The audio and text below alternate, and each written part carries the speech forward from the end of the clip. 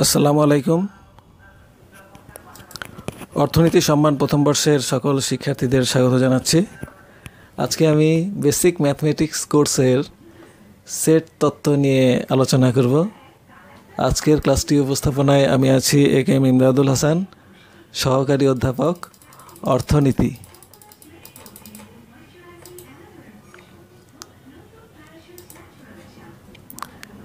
আজকে আমরা প্রথমে যে বিষয়টা নিয়ে আলোচনা করব সেটি হচ্ছে ডি মর্গানস ল এর পরীক্ষা। কিছু সেট দেওয়া থাকবে, ইউনিভার্সাল সেট এখানে দেওয়া আছে, সার্বিক সেট। এর মধ্যে অন্তর্ভুক্ত আছে 1, 3, 4, 6, 7, 8, 9। এ একটি সেট দেওয়া আছে যার মধ্যে আছে 1, 3, 7, 9 এবং বি একটি সেট দেওয়া আছে যার মধ্যে অন্তর্ভুক্ত আছে 1, 4, 6, 9। এখন ডি মর্গানস লটি পরীক্ষা করতে বলছে। এখন পরীক্ষার জন্য অগ্রসর হই। আমরা সবাই জানি যে ডি মর্গানস লটি কোনটি? দুটো সেটকে ইউনিয়ন করে তার পূরক করা হলো, তাহলে কি হয়? এ ইউনিয়ন বি এর পূরক ইকুয়াল টু এ এর পূরক ইন্টারসেকশন বি এর পূরক। আমরা এটাই দেখাবো, পরীক্ষা করব। যাই হোক, প্রথম ধাপে আমরা আসি যে বাম পক্ষে কি আছে? এ ইউনিয়ন বি এর পূরক আমরা এই পর্যন্ত নির্ণয় করব। এ ইউনিয়ন বি এর পূরক কি হয়? সর্বশেষ দাঁড়ালো এ ইউনিয়ন বি এর পূরক ইকুয়াল টু 8। এখন কি হবে হলো, বাম পক্ষে যা অন্তর্ভুক্ত আছে এ ইউনিয়ন বি, এখন এ সেটে যে উপাদানগুলো থাকে সবগুলো লিখব। এ সেটের মধ্যে 1, 3, 7, 9, বি সেটে আছে 1, 4, 6, 9। এখন দুটো সেটকে ইউনিয়ন করব। এখন ইউনিয়ন করতে গেলে, দুটো সেটকে ইউনিয়ন করতে গেলে ফলাফলটা কি দাঁড়াবে? প্রত্যেকটা উপাদানই একবার করে হবে, কমপক্ষে একবার করে হবে। যে উপাদানটি একবার আছে সেটাও একবার হবে, আর কোনো উপাদান যদি দুইবার থাকে সেটাও একবার হবে। অর্থাৎ নতুন সেটে এ ইউনিয়ন বি এর মধ্যে কোনো উপাদানই বাদ যাবে না, এ এবং বি এর কোনো উপাদানই বাদ যাবে না। তাহলে দেখা যাচ্ছে কি এ ইউনিয়ন বি কি হলো? 1, অর্থাৎ 1, 3, 4, 6, 7, 9 সবগুলোই আছে। 1 দুই জায়গায় আছে, লেখা হলো একবার। 3 এক জায়গায় আছে, লেখা হলো একবার। 7 একবার আছে এ সেটে, 7 এখানে, 7ও এখানে লেখা আছে। 4, 6 এখানে আছে একবার করে। 9 উভয় জায়গায় আছে, এটাও একবার লেখা আছে। অর্থাৎ কমপক্ষে একবার করে নিয়ে এ ইউনিয়ন বি গঠন হলো। তাহলে এ ইউনিয়ন বি এর মধ্যে থাকলো 1, 3, 4, 6, 7, 9। এ ইউনিয়ন বি যদি এই সেটটি হয়, তবে এ ইউনিয়ন বি এর পূরক সেট কি হবে? পূরক সেটের সঙ্গে জানতে হবে ইউ এর মধ্যে আছে কিন্তু এ ইউনিয়ন বি এর মধ্যে নাই। এখন দেখা যাচ্ছে যে এ ইউনিয়ন বি এর মধ্যে যেগুলো আছে ইউ থেকে সেগুলো বাদ দিয়ে দিব। ইউ থেকে 1, 3, 4, 6, 7, 9, 1, 3, 4, 6, 7, 9 যদি বাদ দিয়ে দেয় তাহলে থাকবে শুধুমাত্র 8। অর্থাৎ পূরক সেটের মধ্যে আছে শুধুমাত্র 8। ওকে, তাহলে পূরক সেটের সংজ্ঞা অনুযায়ী আমরা কাজ করব। ইউ এর অন্তর্ভুক্ত কিন্তু এ ইউনিয়ন বি এর অন্তর্ভুক্ত নয়, এটি হচ্ছে এ ইউনিয়ন বি এর পূরক সেট। তাহলে সেরকম উপাদান হচ্ছে 8। ওকে, এরপরে আমরা যদি ডান পক্ষ নিয়ে আলোচনা করি, তাহলে আমরা সেপারেটলি প্রথমে এ এর পূরক নির্ণয় করব, এরপরে বি এর পূরক নির্ণয় করব, তৃতীয় ধাপে আমরা এই দুটো সেটের ইন্টারসেকশন নির্ণয় করব। তাহলে এ এর পূরক বলতে কি বুঝি? এমন উপাদান যেটা ইউ এর উপাদান কিন্তু এ এর উপাদান নয়। অর্থাৎ এ এর উপাদান থাকলে সেগুলো বাদ দিতে হবে।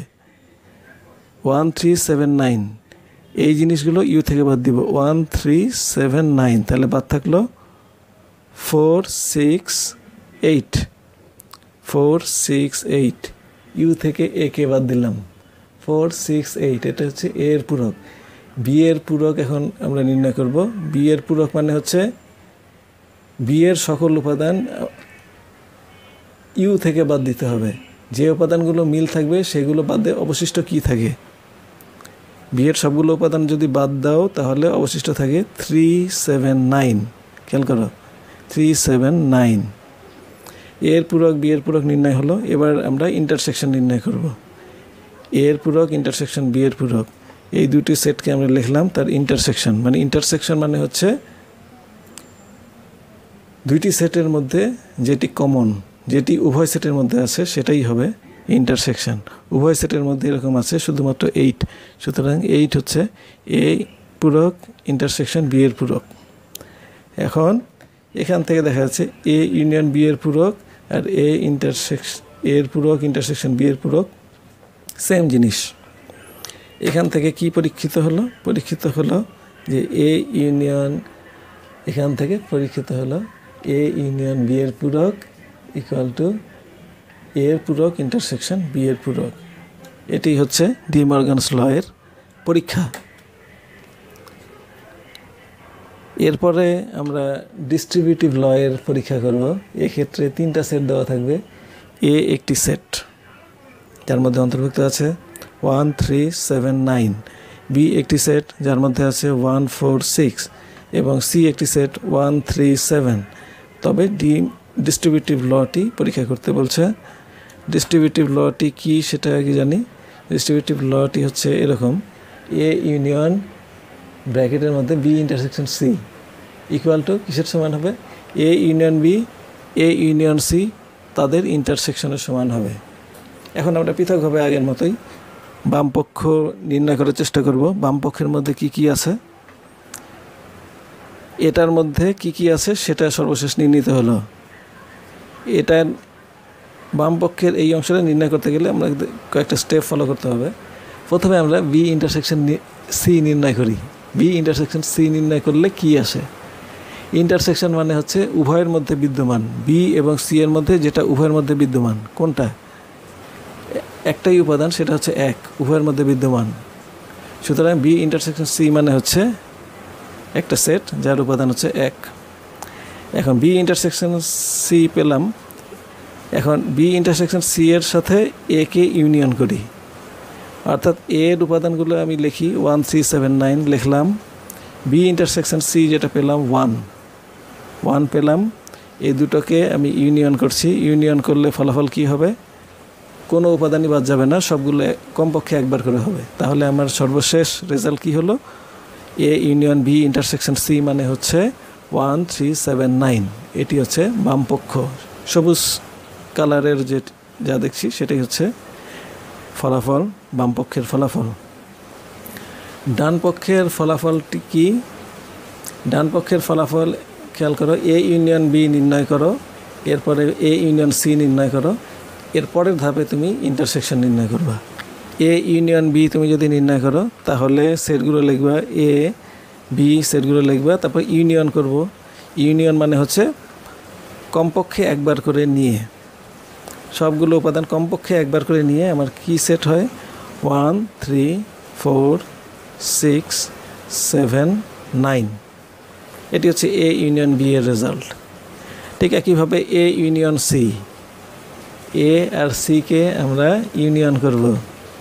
যদি ইউনিয়ন করি একইভাবে কোনো উপাদান যাতে বাদ না যায়। 1, 3, 7, 9, 1, 3, 7, 9। এখন দুটোকে ইন্টারসেকশন করব। যদি ইন্টারসেকশন করি নিচের এই অংশটি আসবে। ইন্টারসেকশন করলে কি ফলাফল আসবে? ইন্টারসেকশন যদি করি তাহলে ফলাফল উভয়ের মধ্যে বিদ্যমান। ইন্টারসেকশন মানে হচ্ছে যেটা শুধুমাত্র উভয়ের মধ্যে আছে, অর্থাৎ 1, 3, 7, 9, 1, 3, 7, 9। সুতরাং এখান থেকে আমরা সর্বশেষ কি পেলাম?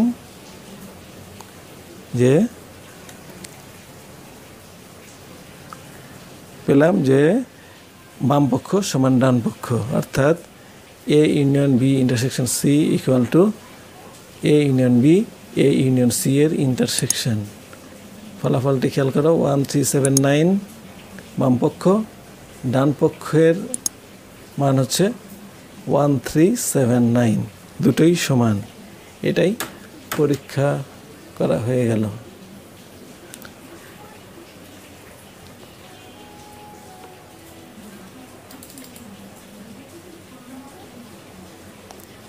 পরীক্ষিত। এরপরে আমরা নতুন আরেক ধরনের অঙ্কে যাব, সেটি হচ্ছে কার্টেসীয় গুণন। দুটি সেটের কার্টেসীয় গুণনটা কি হবে? সংজ্ঞায় কি বলে? এমন একটা সেট বোঝায় যে সেটের উপাদানগুলো যৌথভাবে অবস্থান করবে, সেই উপাদানগুলো ফার্স্ট ব্র্যাকেট দ্বারা ক্লোজ করতে হবে। প্রথমটা হবে এ, পরেরটা হবে বি। এই এটা কি? এটা হচ্ছে প্রথম সেট এ সেটের উপাদান। বিটা কি? বি হচ্ছে পরবর্তী সেট বি সেটের উপাদান। যদি আমরা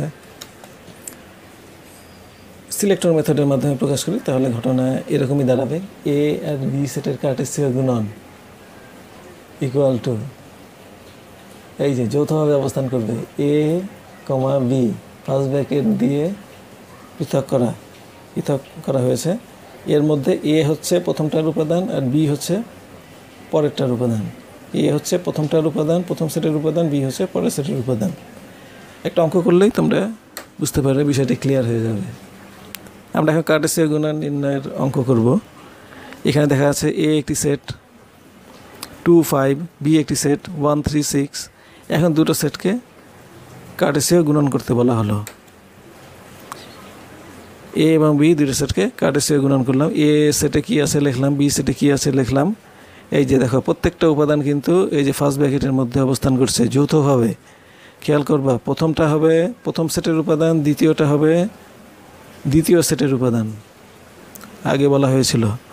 তাহলে এই যে কি হবে, একবার হবে 2, 1, 2, 3, 2, 6 লেখা আছে, 2, 1, 2, 3, 2, 6। পরেরটা হবে 5, 1, 5, 3, 5, 6, 5, 1, 5, 3, 5, 6। খেয়াল করো সেকেন্ড ব্র্যাকেটের মধ্যে প্রত্যেকটা উপাদানকে ফার্স্ট ব্র্যাকেট দ্বারা নির্ধারিত করা আছে আর প্রত্যেকটা উপাদানকে কমা দ্বারা সেপারেট করা আছে। এই বিষয়টা খেয়াল করবা। সুতরাং কার্টেসীয় গুণন করতে দিলে এ হবে, আমরা কার্টেসীয় গুণন করব। পরবর্তী আরেকটি অঙ্ক দেখো, ছোট অঙ্ক। এ একটা সেট দেওয়া আছে 1, 4, বি একটি সেট দেওয়া আছে 4, 5, সি একটি সেট দেওয়া আছে 5, 7। তাহলে এ আর বি এর কার্টেসীয় গুণন, বি এবং সি এর কার্টেসীয় গুণন, তাদের ইউনিয়ন কি হবে সেটা তোমার কাছে জানতে যাচ্ছে। আবার বলা হচ্ছে এ আর বি এর কার্টেসীয় গুণন এবং বি এবং সি এর কার্টেসীয় গুণন, তাদের ইন্টারসেকশন কি হবে। এখন প্রথমটা আমরা যদি করতে চাই, এ গুণন বি, প্রথম অংশ এ গুণন বি, কার্টেসীয় গুণন নির্ণয় করলাম। এ গুণন বি, এ আর বি। আচ্ছা, তাহলে কার্টেসীয় গুণন করলে কি হবে? 1, 4, 1, 5। ওকে, 4, 4, 4, 5, 4, 4, 4, 5। ঠিক আছে, কার্টেসীয় গুণন আশা করি বুঝেছো। একবার হবে 1, 4, 1, 5, 4, 4, 4, 5। এটি হচ্ছে এ এবং বি এর কার্টেসীয় গুণন। এরপরে আমরা বি এবং সি এর কার্টেসীয় গুণন নির্ণয় করি, বি আর সি। তাহলে কি হবে? 4, 5, 4, 7, 4, 5, 4, 7, 5, 5, 5, 7, 5, 5, 5, 7। তাহলে এ কার্টেসীয় গুণন বি, বি কার্টেসীয় গুণন সি নির্ণয় করলাম। এখন দুটোকে ইউনিয়ন করতে বলছে। ইউনিয়ন করতে গেলে কি হবে? ইউনিয়নের সংজ্ঞা অনুযায়ী আমরা জানি কোনো উপাদান যাতে বাদ না যায়, অর্থাৎ যে উপাদান একবার আছে সেটাও হবে, যে উপাদান দুইবার আছে সেটাও একবার হবে। একবার কি আছে? 1, 4 দুই সেটের মধ্যে একবার আছে, এটা হলো 1, 5 দুই সেটের মধ্যে একবার আছে, এটাও হলো 4, 4 দুই সেটের মধ্যে একবার আছে, সেটাও হলো 4, 5 দুইবার আছে, দুইবার হলেও সেটা একবার হবে 4, 5। 4, 7 একটা সেটের মধ্যে আছে, এটাও হবে 5, 5 এক সেটের মধ্যে আছে, এটাও হবে, অর্থাৎ 5, 7 এক সেটের মধ্যে আছে, এটাও হবে। সুতরাং কোনো উপাদানই যাতে বাদ না যায়, এটাই হচ্ছে ইউনিয়ন। ওকে, তাহলে যেটা চাচ্ছে এ ইন্টারসেকশন বি, এ কার্টেসীয় গুণন বি, বি কার্টেসীয় গুণন সি, তাদের ইউনিয়নের রেজাল্ট হলো এই যে এটি হলো প্রথম অঙ্কের রেজাল্ট। এবার দ্বিতীয় অংশের আমরা রেজাল্ট জানব। এ গুণন বি, বি গুণন সি, এ গুণন বি, বি গুণন সি, তাদের ইন্টারসেকশন। এটা কিন্তু ইন্টারসেকশন, খেয়াল করো। এ গুণন বি আর বি গুণন সি দুটোকে যদি আমরা এখানে একবারে আমরা নির্ণয় করতে যাচ্ছি, আমরা একবারে যদি নির্ণয় করি, সবগুলো নির্ণয় করাই আছে। এ গুণন বি মানে কি হয়, বি গুণন সি মানে কি হয়, সব নির্ণয় করাই আছে। ইন্টারসেকশনের অর্থ হলো উভয় সেটের মধ্যে যে অংশটা উভয়ের মধ্যে আছে শুধুমাত্র সেটাই। খেয়াল করো, এই সেট এবং এই সেট, দুটো সেটের মধ্যে 4, 5 এই উপাদানটা উভয়ের মধ্যে আছে, এটাই হচ্ছে ইন্টারসেকশন। তাহলে এই দ্বিতীয় অংশের উত্তর হলো 4, 5, এটাই হচ্ছে কার্টেসীয় গুণন। তাহলে ইউনিয়ন বললে কি বুঝবো? ইউনিয়ন বললে আমাদেরকে বুঝতে হবে যে কোনো উপাদানই যাতে বাদ না যায়, কমপক্ষে একবার করে হলেও সেটা লিখতে হবে, এটাই হচ্ছে ইউনিয়ন। আর ইন্টারসেকশন মানে হচ্ছে যে উপাদানটা উভয়ের মধ্যে আছে শুধুমাত্র সেটাই,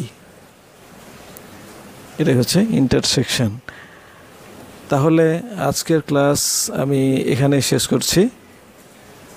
সবাইকে অসংখ্য ধন্যবাদ।